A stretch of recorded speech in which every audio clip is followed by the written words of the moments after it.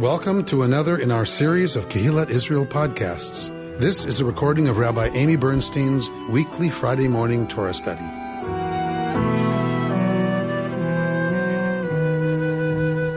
We are beginning the story of Yaakov, right? We kind of are starting on the Yaakov narrative. And so we're leaving the story of Isaac. This is kind of the last couple of episodes where Isaac factors.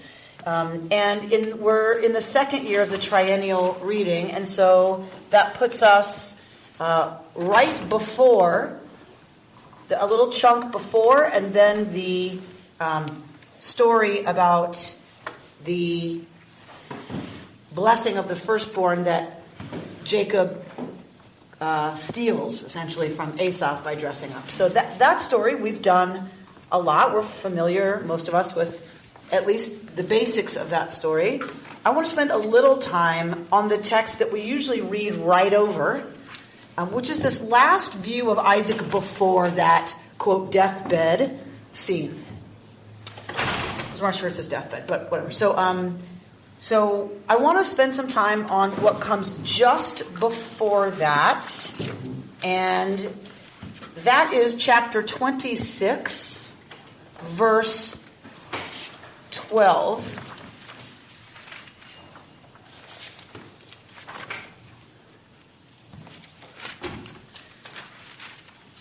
We've just had the wife-sister episode with, so he's already tricked Esau he's bargained with Esau to get the status of Bechor, of getting this extra inheritance.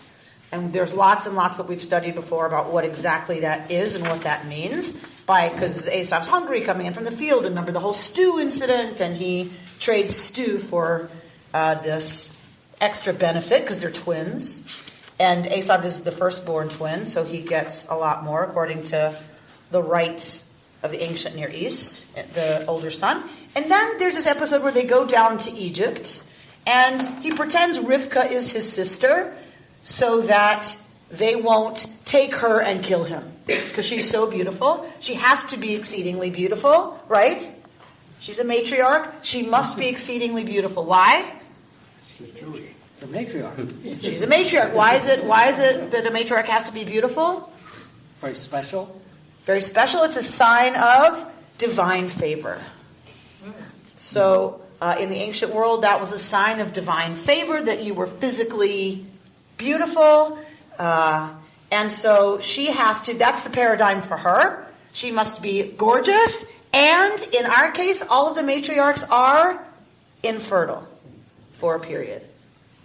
Right? Everyone but Leah struggles with, ironically, right? The less loved matriarch, ironically, is fertile. But all of them struggle with infertility because all of their fertility, all of their bringing forth of children must be somehow miraculous. Exactly. So these are hero tales, heroine tales. We know them from Greece. We know them from, Asia Minor.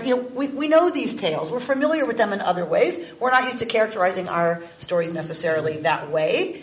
This is a wife-sister story. Who else did we see a wife-sister story with? Saying she's my sister so that they don't take her and kill me. Abraham and Sarah. So this is a motif. The wife-sister motif. We've seen it with Abraham. We've seen it, we get like 3 of them. So past that, we're now at this place where that episode has just ended. And we get this seemingly odd, kind of out of nowhere scene that I want us to spend a little time with. If we move on, we'll move on to the other story. So let's look at 26:12. He's just left, Isaac and Rivka have left Avimelech, who pays them off, essentially. And so let's look at 12. Somebody read. Isaac sowed in that land and reaped 100-fold the same year. The Lord blessed him, and the man grew richer and richer until he was very wealthy. He acquired flocks and herds and a large household, so that the Philistines envied him. And the Philistines stopped up all the wells which his father's servants had dug in the days of his father Abraham, filling them with earth. And Abimelech said to Isaac, "Go away from us, for you have become far too big for us." So Isaac departed from there and encamped in the Wadi of Gerar, where he settled. Isaac dug anew the wells which had been dug in the days of his father Abraham, and which the Philistines had stopped up after Abraham's death, and he gave them the same names that his father had given them. But when Isaac's servants, digging in the wadi, found there a well of spring water, the herdsmen of Gerar quarreled with Isaac's herdsmen, saying, "The water is ours." He named that well Esek, because they contended with him. And when they dug another well, they disputed over that one also. So he named it Sitnah. He moved from there and dug yet another well, and they did not quarrel over it. So he named it Rehoboth, saying, "Now at last the Lord has granted us ample space to increase in the land." Okay. Thank you, Bert. So, Yitzchak sows, and he reaps 100-fold. So, how do we determine wealth in the ancient world? If you're a pastoralist, a semi-nomadic pastoralist, it's your flocks. If you are a settled agrarian type, what is your wealth? Land. If you can have land and not have wealth. The produce. So produce that is over and above your needs. That is wealth in the ancient world, if you are an agrarian type. It is your surplus produce over and above what your clan, your tribe needs to live. So when we're told that Isaac sows the land, now we're thinking, okay, farmer. He's being a farmer, and he reaps 100-fold, 100 times what you would expect a yield of a crop to be. This is huge. Isaac is now hugely wealthy. And how is he wealthy? Adonai blessed him. Yes? Adonai blessed him. That's why Isaac is wealthy. So we have this whole theme of blessing going on. So writ large,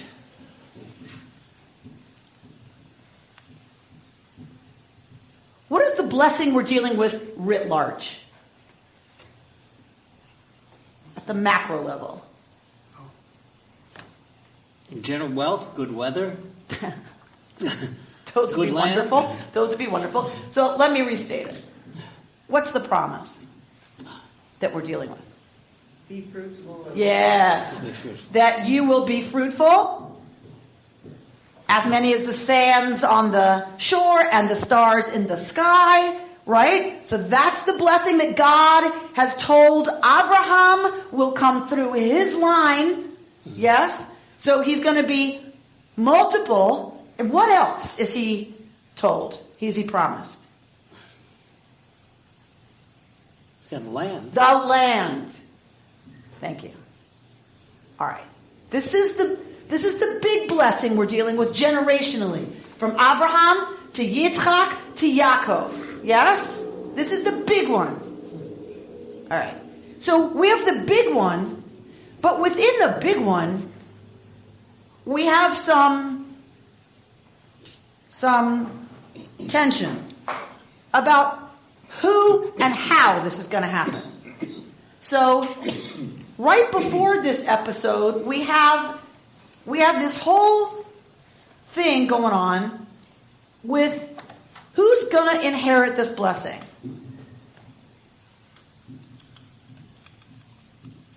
And we get the scene where there's tension between Esav and Isaac. I'm sorry. Esav and Yaakov. Right? And so there's strife. There's contention. Right? These wells, right? There's strife, there's contention, and who wins? Jacob. Now we get this whole business right here with the wells and all that's going on, and that is about blessing also. Who's involved in this one? Who's the blessing about in this one? Yitzhak. Isaac, good. And who blesses Isaac in this one? God. There's no contention, there's no strife about Isaac, there's strife about the resource, right? What's the resource here? Water. What is water in the ancient world? Life. Absolutely. Life. Fertility, farming, even the flocks. There is no life without water. Where is Gerar? Anybody have any idea where Gerar is? Down there near Beersheba. Tell me about that part of Israel. Very, very dry. Very dry. What is a wadi? Tell me about what a wadi is. It's like an arroyo. Dry riverbed. It's a dry riverbed. It's what? An arroyo. Arroyo. Yeah, it's a dry riverbed. Okay. Excellent. It's a wadi. So excellent. A dry riverbed. What is a dry riverbed? Why do you want a dry riverbed? Because later on it'll be a wet riverbed. Later on it'll be a wet water bed. When is it wet? The rainy seasons? The rainy season. All right. So in the rainy season there's flash flooding. They are torrential. You know, right? The water comes roaring through there. So the resource is, of course, water. It's life. Life-giving. As is, of course, right? The blessing. So what do we get on the other side of this contention over resources, where Isaac is the one given the blessing? We get another incident about who's gonna inherit the blessing. And once again, what are we gonna have? We're gonna have some tension between who? Esav and Jacob. Who wins that one? Jacob. All right. So when you look at the ark, this isn't coming out of nowhere. It's sandwiched between two episodes of contention and strife around a limited resource. The limited resource is who's going to be the patriarch? Who's going to inherit this blessing of fruitfulness and land? So metaphorically, in the middle of those two scenes about struggle over this resource is a struggle over resources. Now, we could just say, okay, why did the editor choose to stick this here? Like, really? It seems like such a non sequitur. Can't be. Right? Not possible. So we're going to look, so I want you to keep that framework in mind when we look at this a little bit deeper.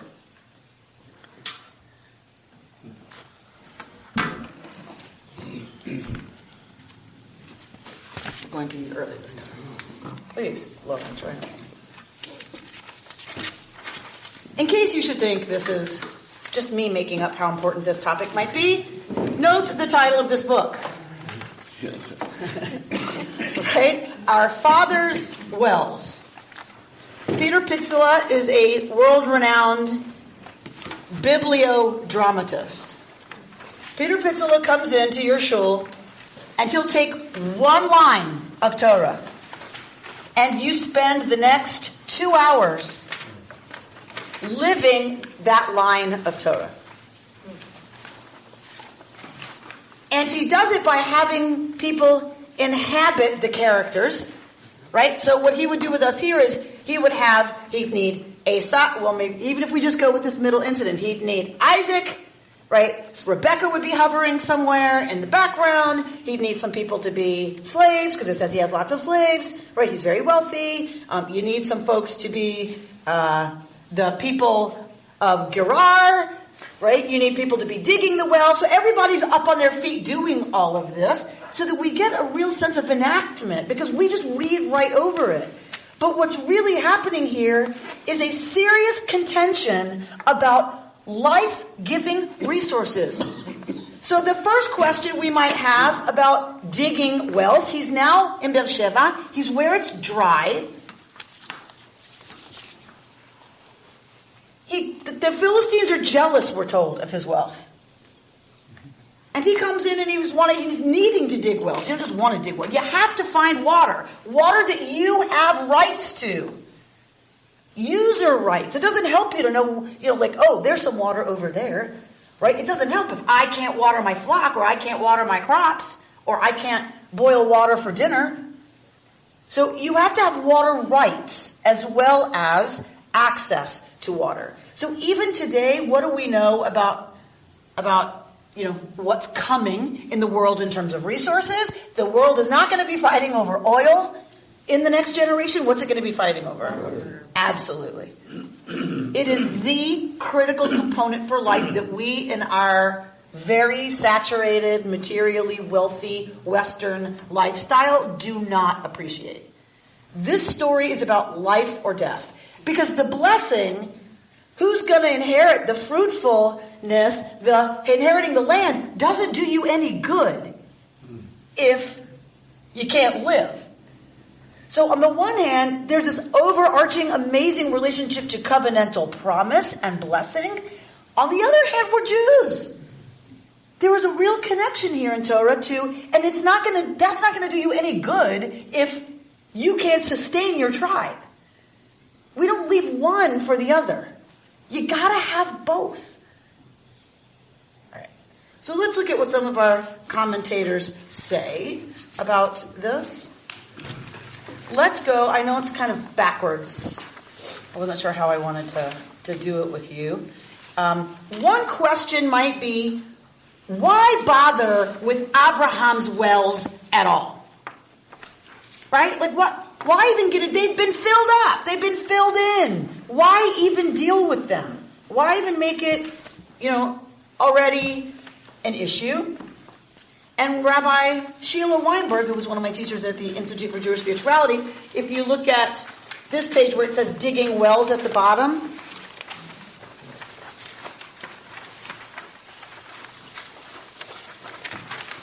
Allison Lachter quotes Sheila. So someone read that. Rabbi Sheila Weinberg's answer is threefold. One, there's water.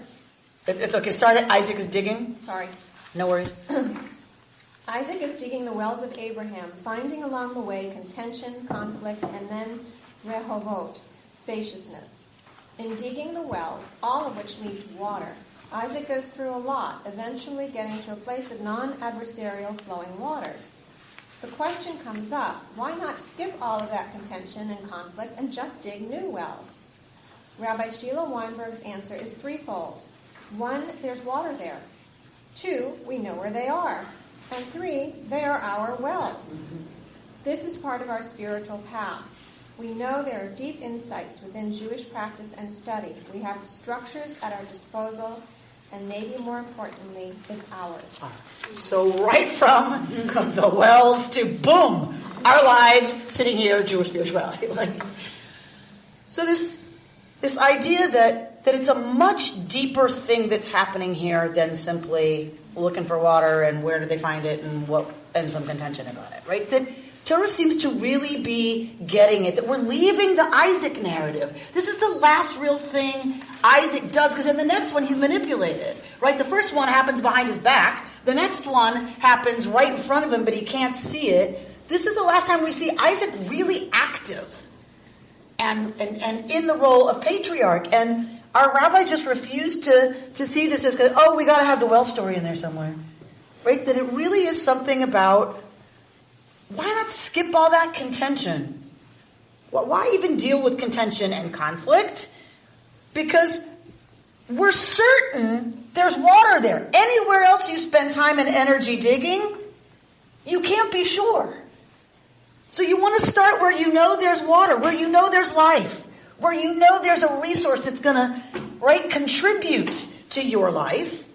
Number 2, we don't have to search for that. We know where that is. And number 3, they're ours. They're Abraham's. Could this be a reconciliation? Between? Because, Isaac coming to terms with Abraham. Abraham So, go ahead. tried to kill him. And he obviously was not terribly happy about this. And he just went his own way. And here, at some later point, he's going back. I mean, there were people who would say, I'll dig any well, just not that guy's, because he tried to kill me. Nice. And evidently, Isaac doesn't have a problem with that. Nice. He's able to accept it. So,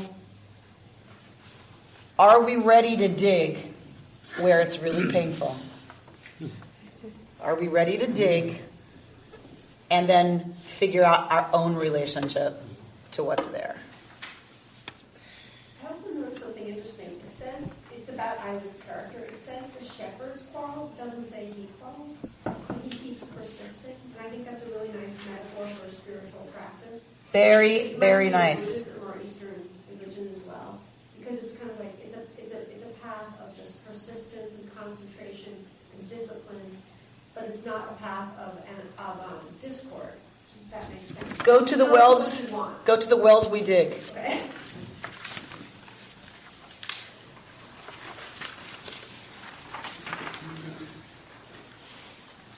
So go to that second paragraph.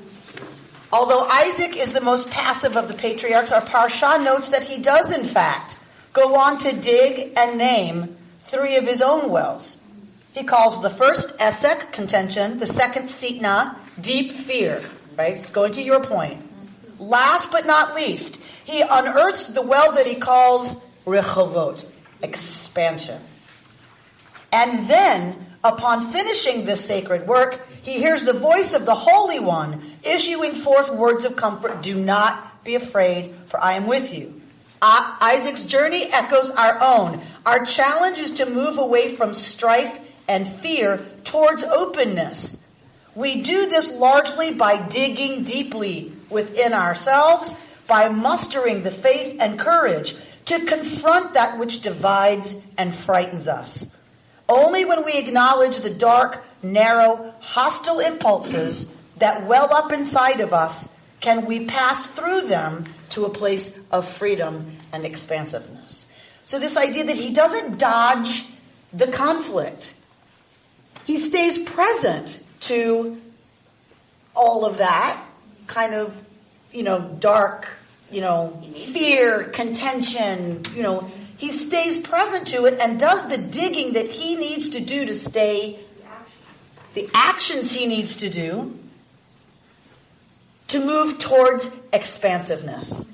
And this, I can't believe I forgot to put the name of this person on here, but we'll find it, Bert, on the internet and put the name on here.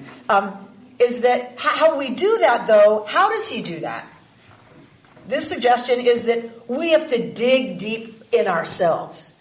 That Isaac had to dig deep in himself to stay present to that and keep, like you said, persevering in the face of whatever was arising. It's both our individual challenge outside of us, but we have the strength to do that from going within, digging within, and staying present to the hostile impulses that come up within us. But he didn't dig his own wells. He did not dig his own wells. Went back to where his father was and, in a way, redug the wells of his father, which is kind of what we're doing when we study Torah. He's also a conservationist. He was a conservationist. He doesn't want to make new holes in the ground. All right. Laura, were you going to say something else? Yeah, just bringing that to a little bit more of the mundane, what this passage reminds me of, that perseverance in the face of the shepherds sort of arguing. We always find things where we are, so it reminds me of, in a family setting when there's chaos and there's commotion and the kids are fighting and they're, you heated this and to be able to be above it and say, that's going to happen. I need to not get into the mire and muck of this particular little bickering that's going on. And I mean, I think there's a metaphor for that in all kinds of aspects where there's bickering going on in our life. But that was the example that sort of immediately connected with me, sort of keeping your eye on what's important, letting the herdsman work it out, and just moving forward. Well, and he's willing to let it go, which can be really scary in Beersheba, with a lot of people depending on you, to have found water twice that belongs to you. It belongs to it's yours. And you redug it. You're the one with the knowledge. You knew where it was. You spent the resources to dig in there and did all the hard work.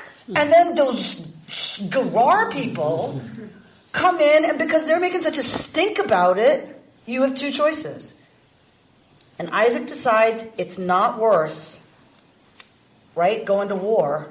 I mean, because what are your options at this point? Or the amount of negotiating it might take, right? He decides to let it go and to move to another well that he knows about, that he's connected to, and to do the hard, right? And so for me, I think that's often the place I get stuck, right? Is, but I was right. I'm right about this. David? Maybe he might not have let go if he didn't know the third well. So you... Given your intensity of the way you describe the need for water, I mean, that would put everybody in danger deliberately. So, I mean, I wouldn't give him the pass quite that easily. I'm still not sure why he gave it up if it was their well. Right. Why didn't he at least argue the point? What was wrong with Isaac? Maybe they both had a legitimate claim to that's where it seems like there may be a dispute over whose land is this or whose water is it. It didn't sound that way. They said it's our land, right? They didn't acknowledge it was their land. He says, so the herdsmen of Gerar quarreled with Isaac's herdsmen, and the Gerar folks are saying the water is ours. So, is the Beersheba? Go ahead. Is the Beersheba and the Rehovot the same as they are today in Israel? Have to be. This is how they got their names. Okay, so the fight still continues. So talk to me more about that. Well, there's still a tension between we who assume it's ours and the others who go, well, no, that might have been yours then, but now it's ours. And what happens with this contention over rights to the land? Do we just skip over this incident and go, okay, so they're in conflict about it, right?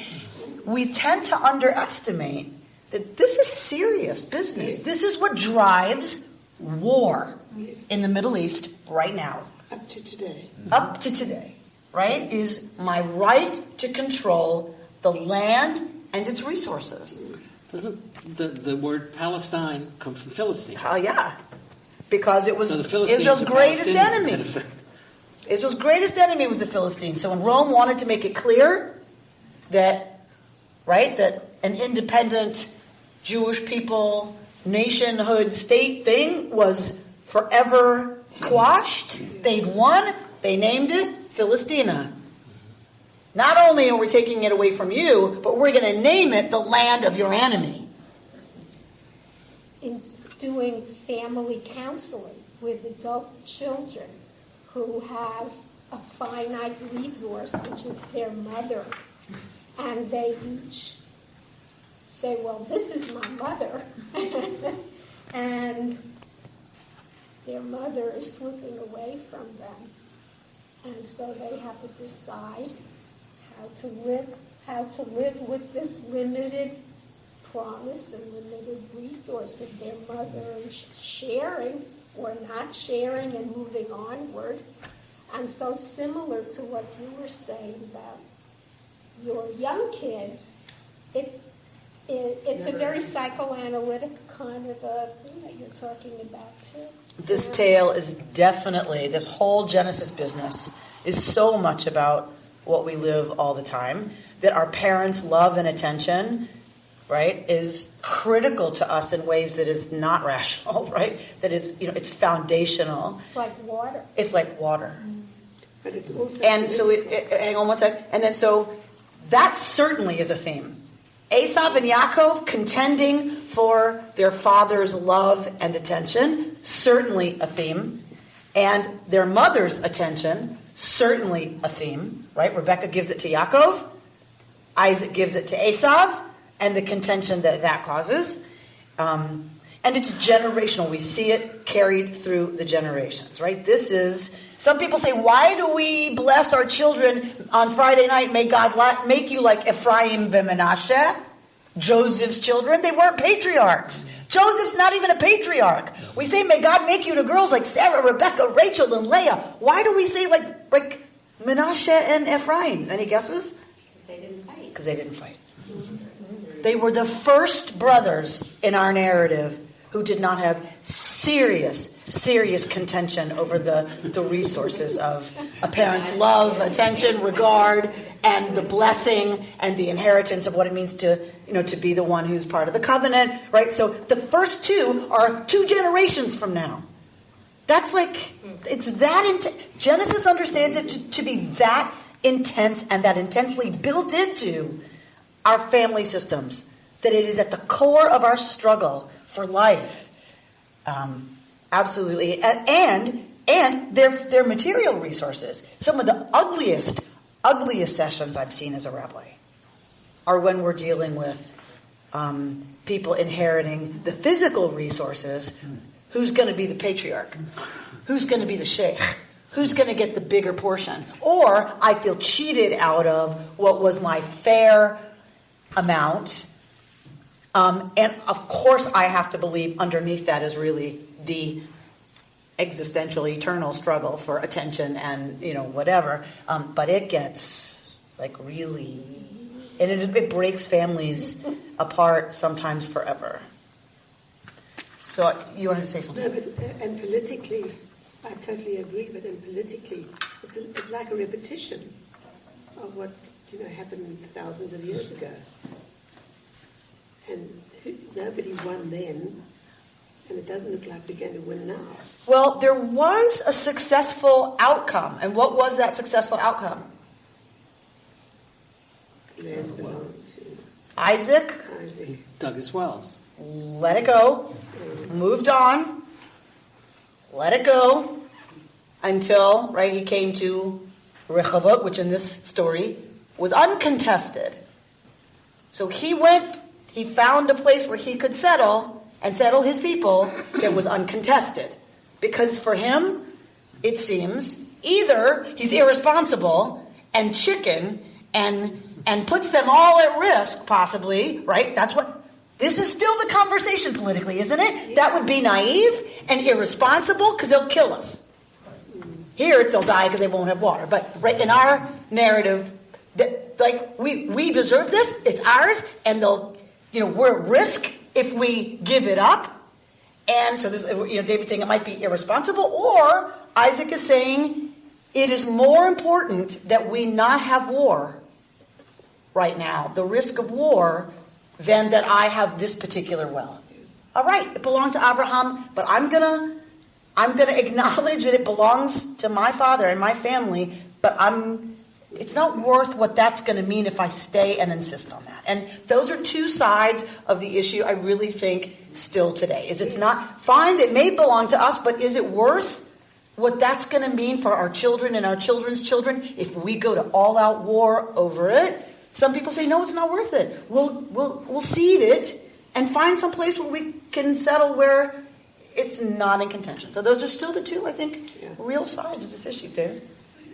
Is this in the question, is this Western thought? Because the logic would be, hey, sit down with these guys. Let's negotiate. There's enough water. You'll get your share. We'll get our share. We don't need to fight. And then all of this is avoided.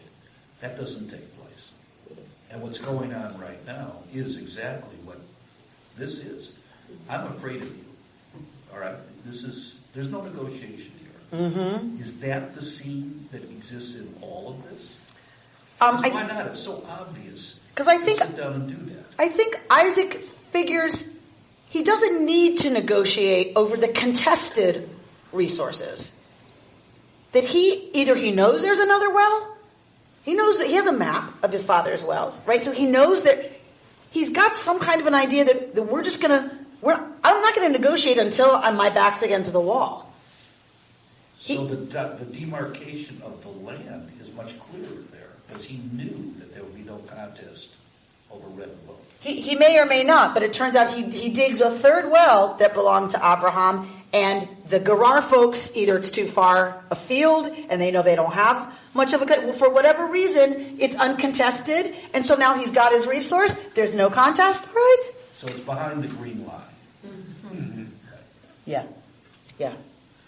I'm reading an amazing book called My Promised Land. Yes. And, Yes. It's interesting that the very first successful, almost miraculous agricultural event was in Rehoboth. The oranges, what we call Jaffa oranges, started from there, and it was almost miraculous. So Rehoboth lives on. It does. And this continues to be a central theme, right? It's a central tension and a central theme. One of the biggest issues about the Golan Heights is not only the military strategic advantage that you have overlooking all those farms, right, and children on school buses.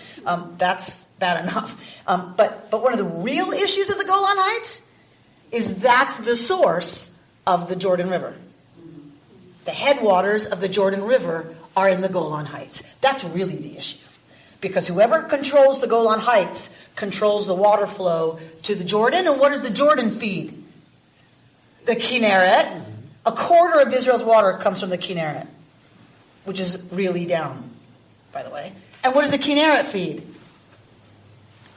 The Dead Sea.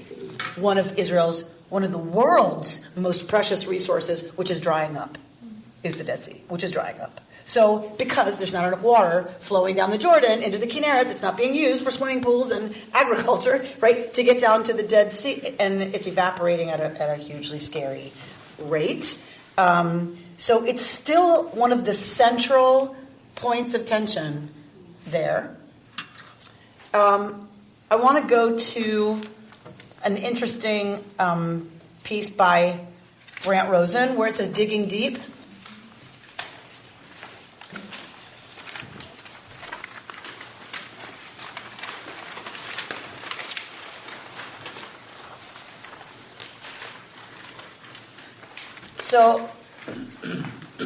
So go to that second paragraph, to the sentence that starts witness. Yes? 4 sentences down in the second paragraph. Yeah? Witness his redigging of his father's wells. The text makes a point of telling us that Isaac assigns them the same names his father had given them. But when the time comes for Isaac to establish his own wells, the text pointedly tells us that he names them himself. Peter Pitzela, in his book, I don't know why it's missing, Our Father's Wells, points to the mythic power of Isaac's acts. It is only after Isaac redigs his father's wells that he is finally able to create a legacy of his own. This enterprise of redigging his father's wells is the sum total of the work of Isaac's maturity. Like, we don't get told anything else about what Isaac does after the Akedah. Yet there's something important enough in it to earn him the place as the second patriarch. In his sonship, some myth is being constructed that hallows and sanctifies his labor. So some people contend we've lost the Isaac tradition. Those texts have been lost to us over the generations. The whole Isaac tradition is gone. And all we really have left is this. Okay, so that's, even if that's true, we have to ask, says Peter Pitzela, how is this enough for Isaac to be the second patriarch? Really? This is what he does? He inherits from Abraham, and the only real activity that we see is when he's passive at the Akedah, and then the only real action we see from him is this, and then being tricked by his sons. So this is really the only time we see Isaac in control and doing something. Well, it's a big enough thing that it gets him the second patriarchate's position. So what Peter Pitzela is suggesting is that there is some mythic power to this sonship, being the son, redigging the father's wells, then naming them himself, naming the new ones himself. That somehow it's this generational act of digging backwards into history, taking from it what he needs to sustain life now. And only in that process, only in doing that and sifting that, is he able to create, right, his own resources that are life-giving. Does this make sense? What Pitzela's getting at? So wells and waters are, of course, richly symbolic images in many spiritual traditions. The act of digging wells represents the active inner search for the divine. In this regard, they might be viewed as internal rather than the more customary external spiritual metaphors. Right? That digging is not about digging out there. Chas v'chalila. Digging is about always. It's about digging in here. So look at a quote from Art Green that Rabbi Brant Rosen brings. Somebody else read it. Let us think of the journey to God as a journey inward, where the goal is an ultimately deep level within the self, rather than the top of the mountain or a ride in the clouds.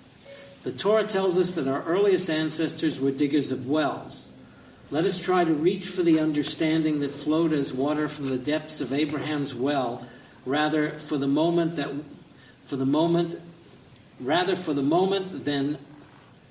the one that Yes. I can't make sense of this. Let us try to reach for the understanding that flowed as water from the depths of Abraham's wells, rather, for the moment that the one that came down in stone from the top of Moses' mountain. So he's comparing, right? The understanding that flowed as water from the depths of Abraham's well, rather than the one that came down in stone from Sinai. So this vertical metaphor in stone comes down. That's one way that we deal with what it means to have contact and living into our search for the divine. But in this one, it seems, right, to be about understanding that flowed from the depths of Abraham's well, from the bottom up. Okay, go on this journey. This journey inward would be one that peels off layer after layer of externals, striving ever for the inward truth, rather than the one that consists of climbing rung after rung, reaching ever and ever higher. Spiritual growth in this metaphor is a matter of uncovering new depths rather than attaining new heights.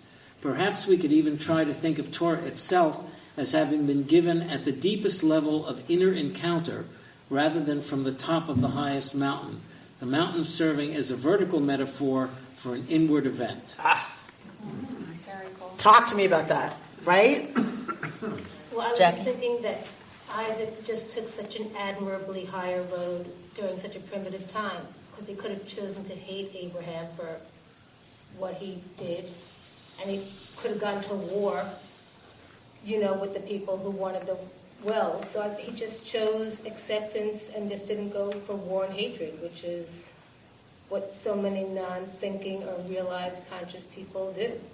And so how does he find the ability to do that, according to Rabbi Art Green? He digs deep within himself. Mm-hmm. Yeah. That kind of spiritual evolution, to be evolved, to be higher, right? In that case, is an inward process of peeling back the layers of fear, of constriction, of pain, of, right? Of all of that, of being right, of, arrogance. It's about peeling all of that away to get at the water that is ready to flow, right? Underneath all of that. So is it Isaac's way of forgiving Abraham? Is that what's really being said here? I think a huge... The metaphor of the wells is that he needed, before he passed, to forgive his father. I think, this is what Bert was, lifting up earlier. Why redig Abraham's wells? It's because he had to be willing to go there to the most painful point of his existence, which is existential. I mean, as an adoptee, I understand some of that painful, those painful first 5 days in a hospital alone, right? It is very hard to go to that place and really dig into what that means. Whatever that is for each one of us, like the scariest, darkest, most threatening place. And he's got to be willing to dig dafka there. And in that process, I believe Torah is absolutely saying something, or at least our tradition has looked to the story to be talking about. Part of that process has to be forgiving, or we can't move deeper. And we can't flourish. We have to be able to figure out how to forgive. And it doesn't mean it happens once, right? We dig over and over and over in the same place. But later he's able, having done that, to come into his own and name those places himself, to define for himself. Only afterwards. And of course we would say this is a cyclical process. You know what I mean? I dig, I get to the bottom of that one, new insight, right? And now I can name my own new well, and yay, I'm flourishing, and then guess what happens? I'm smack up against it again, right? Like the fear, the arrogance, the panic, the need to be right, the need to control. Here it is again. And I gotta be willing, once again, to dig and dig and dig before I can once again flow. And so it's just this constant process, but I think it's a spiral process, right? I don't believe we just keep going through the same things. I think we keep moving through those same places and doing those same processes, but we spiral, we evolve and we spiral upward. It doesn't take me as long to identify that I got to start digging. And I know where to dig a lot quicker than I used to, right? And I have a feeling I know exactly what this is going to be like. It's going to be awful, right? As one of my professors that I just studied with at Northwestern, amazing program I was at for 5 days, as he said, look, it's not that I know more than you. It's not that I have all the answers. It's not that I'm smarter than you. I've just been through the windshield more times than you. Right? And we earn something having gone through the windshield enough times, to put on your seatbelt, right? To take that turn a little slower, so you don't go through the windshield as many times. But you know what's coming. When you see the glass coming, you know what's going to happen. But we get it. And you also, as you're spiraling onward and upward, you're having a sense that you've been here before, you've done it, and you can do it. So that the next time you don't start from the ground moving up, you're starting at some midpoint. Very important point. Because you have hope. Or optimism. And so where did that hope and optimism come from? The success of doing it the first time. The success of having dug and surviving it and coming out empowered. That is why we must allow our children to fail. Right? The blessings of a skinned knee. Right? This is why we must let them fail. This is why we must take risks and fail.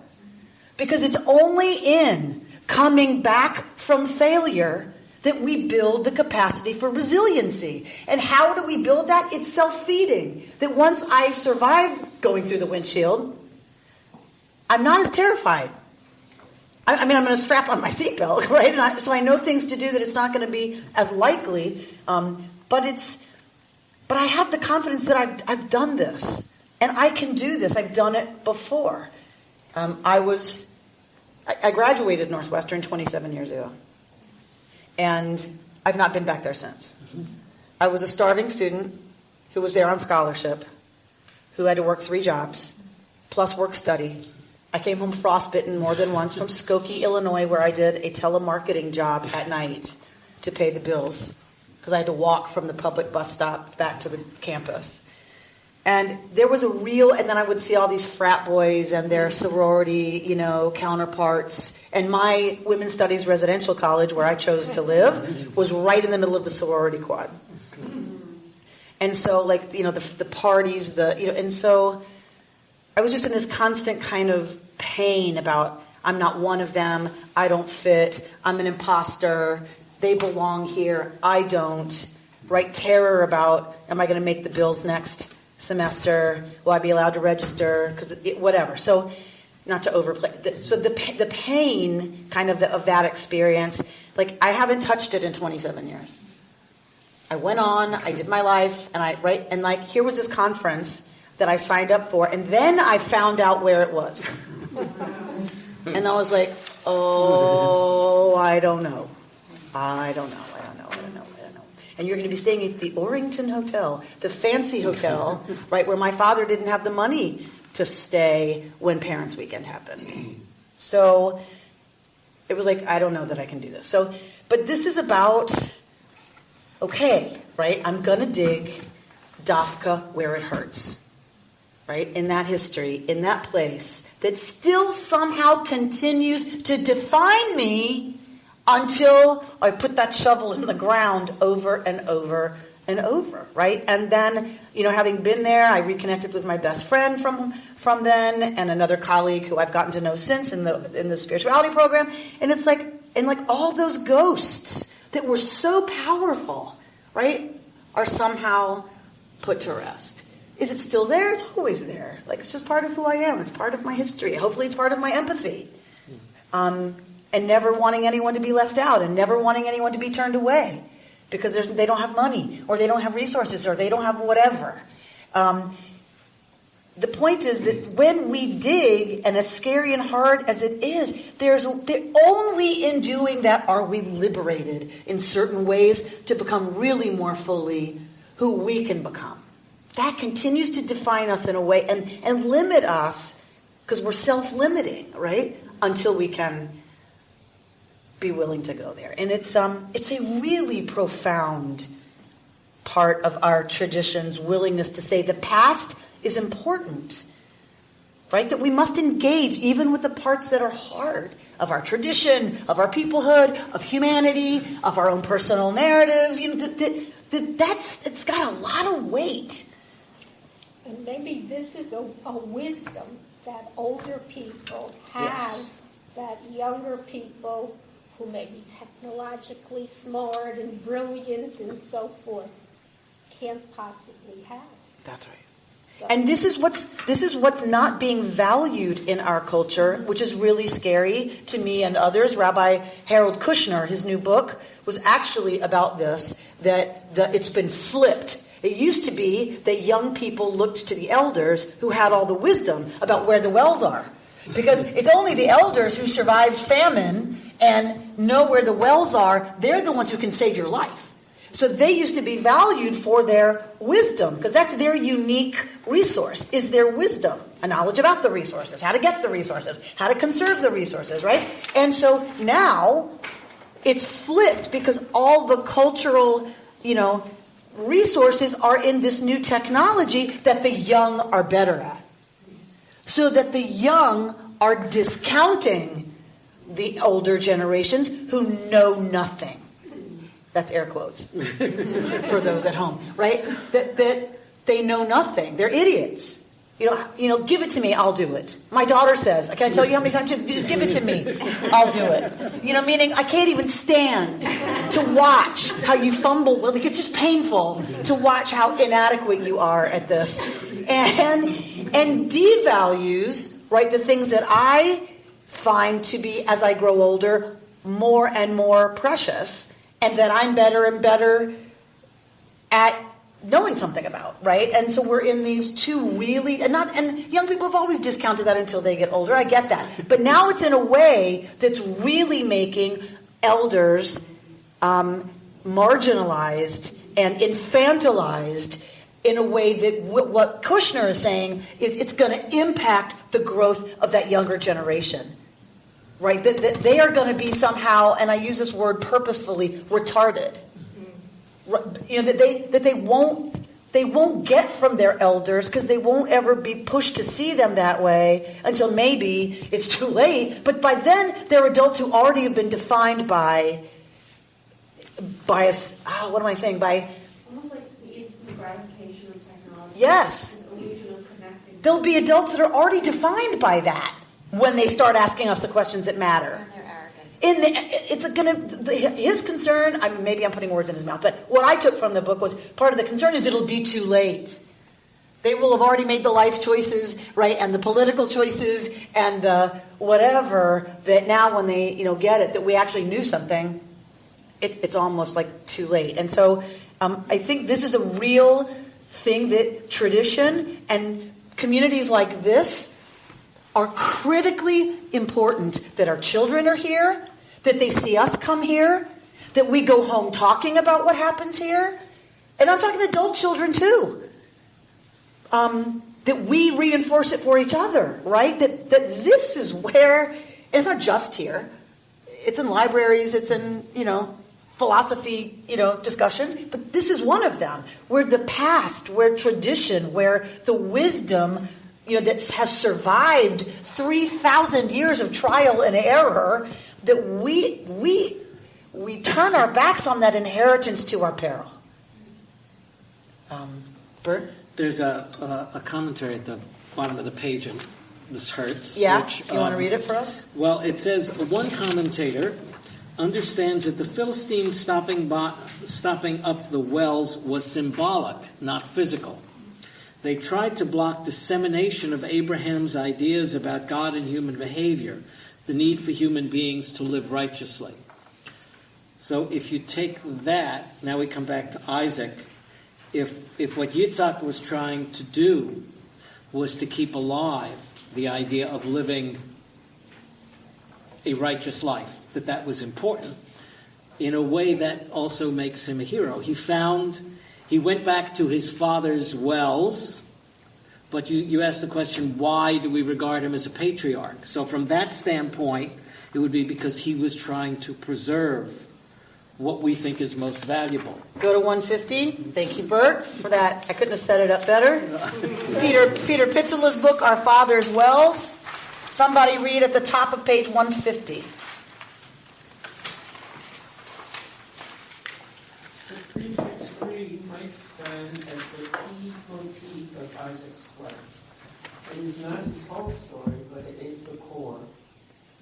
3, as in back, again, is the prefix of return, recollection, and repair. It is not that Isaac is a lesser man than his father, only that the quality of his contribution is less dramatic or innovative. Go on.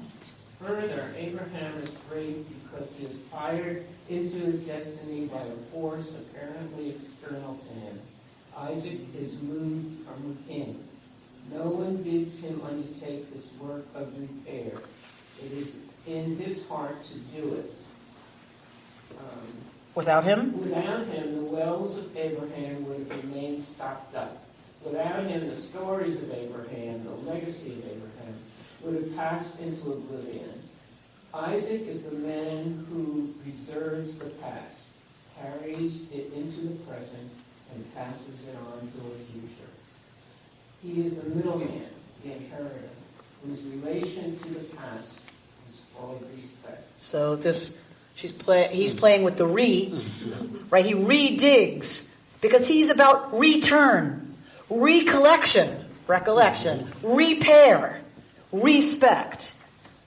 That all those words depend on but doing it again isn't necessarily a bad thing because that's how we do repair. That's how we do recollection. That's important work. Like Bert says, that he does it at Abraham's wells. Without that, they would have been stopped up forever. It wouldn't have passed. It would have stopped there. It would have been dammed. Right? So, right, it would have been dammed up. Dammed up. Right. Would you say he reconstructed? Oh, he reconstructed, right? The wells. What was there. But Isaac does not merely retain the past as a memory. It lives again in him. He reanimates his father's work with his own energy. This is the work of reconstruction. Right? Why not just start something new? Why not just go to New Age meditation and chanting or whatever. Why?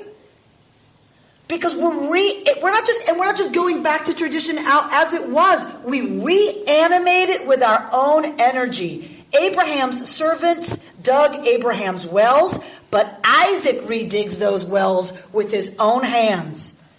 His servants will go on to dig the wells that he will name in his time, but he alone unstops the springs that his father found. And more, he gives them the names that his father had given them. Isaac keeps the song line alive. Could you speak about the name of the third well in connection to this? So the tradition wants to read back into Rehovot, which is about breadth. What kind of breadth? Physical or? Chas v'chalila. We should say it's either or. Right? This is the beauty of tradition that so many people do not understand, which is why I love it that you're here. Right? Because this story could look like, it means physical expansion. But our whole tradition is about what do we do with these stories? Why do we keep telling them? Why are we sitting here? Because, of course, it's not just about physical expansiveness, right? That the tradition is all, these are myths. These are ways to talk about what is ineffable in some ways. So that's why we give them the clothing of stories, so we have a way in. But the in is about the deep truths, right? That our people has understood for 3,000 years. One of which is that it is through contention, through sitna, that we come to Rehovot. So it's always both and. It's the story, then there's some cultural, historical realities around that story. It's always ultimately about what is the tradition taking that forward to mean. Amy, Jonathan Sarna just wrote a piece commenting on Jack Wertheimer's and Stephen Cohen's article about the Pew Report. And is this America's recession, America's spiritual recession? Yeah. The fact that it's much broader, that it's not just Jews intermarrying, it's not a decline of Judaism, it's religion. It's America's religious recession is the article. Religious recession. And I was sort of thinking about Kushner on this, is the rise of technology and the kids is going to hit a wall of understanding, and there isn't going to be a religious vehicle to help this generation get through that. They're not going to understand what this means. Nobody's there to teach it because they're not there. So that's the fear. Certainly that's the fear. That's the concern, right, to which we bring a lot of fear. So I believe, because I wouldn't be sitting in this chair, spending my life doing this if I didn't, I believe that I have to somehow figure out how to move through the fear, because if I let that define me, forget it. We throw up our hands and say, we're done. It's over. Because they're not here. So what's the point? We're at the dam. The wells have been stopped up. I can't stay there. I got to dig, and I got to find hope, and I have to find faith, and I have to find energy, so that when they're ready, they come back, or they know to come to me. They know to come here. And or we're both have to happen, right? That when they're ready, we have what to give them, the water to give them. The other thing, though, is I'm deploying Rabbi Renner to the tavern. I've sent Rabbi Renner to do beer and big questions, right? To give them a little taste of water where they are. You know, this is now, there's a book by a guy named Paul Taylor called This America, and he's an author, but he also works for the Pew organization. And it's, in a sense, it's almost frightening about literally going on in terms of how teachers look at this generation of youth going through and where they're going to wind up, the inability to communicate, the ability to understand that everything is wound up in your cell phone. Your life is, I suppose if Isaac had an phone, he would have put an app on it, he would have found the water, and all of this would have been. So the Leadership Institute that I was just part of this week said So you better make sure you're taking the conversation to their smartphone. How many of you in here are doing that? They asked us, rabbis and executive directors, and we all went. How many of you have a website that is designed and ready to interact fully functionally with a smartphone? 20%, maybe, of us, and there were 75 of us in the room. None of us are getting it urgently enough that we'd better be taking the conversation to their smartphone, because that's where they live. So, am I posting on Facebook every day? On KI's Facebook? Am I tweeting? I should be tweeting, they tell me, 3 times a day. Once in the morning, once midday, and Shachrit, Mincha, and Ma'ariv. Thank you, Rita. Thank you. There it is. Shachrit, Mincha, Ma'ariv. I should be posting, because what it says is I have something to say. You're podcasting. I'm podcasting, thanks to Bert. But that this is the approach we're going to have to take if we're serious about engaging them, is we're going to have to take the conversation to them. So that 3 times a day they get a tweet from the rabbi, right? And it may just be that I'm reposting an article that I read, that might be interesting, or this video, like you saw me post this empathy video if you're my friend on Facebook, right? How did I know to do that? Because I'm sitting at the Institute, and as they're doing this to us, I'm posting. I like the video, but who cares? I usually go, who cares? I'm okay, from now on, they said, we just repost. Because what you're going to do is you're going to give it a 2-sentence introduction, right? From you. So that what they're doing is they're watching and listening and reading through your experience and your eyes. And that's a relationship. Who knew? But we're going to have to get educated, right, on how to do that. And that's going to take a lot of time and energy and resources. All right, let's close with Rabbi Yael Levy's poem. At the bottom of your page, The Wells We Dig. In the middle of that page, I'm sorry, Blanche or Sarah isn't here, our poets. Lisa, read. Yes, ma'am. Yitzchak stands at places of transition, guarding the passage, showing the way. He says to himself and to us, dig deeply. Don't be misled by struggle and contention. Don't be stopped by fear. This is never all there is. Keep searching, keep looking, keep returning. There is a way into the expanse, and the journey is continuous. We rise, we fall, we rise again. We gain perspective and lose it. We are besieged by doubt and fear, and we are released into the expanse of possibility. And the journey is continuous. Reach deeply, Yitzhak calls, and open to the presence of the mystery. For in every moment, the Holy One calls. Do not be afraid. Wherever you are, with you I am. That is so beautiful. May our journeys this week and beyond move us from fear to faith, from narrowness to expansive freedom and possibility. Shabbat Shalom. You've been listening to Rabbi Amy Bernstein's Friday morning Torah study from Kehillat Israel in Pacific Palisades, California.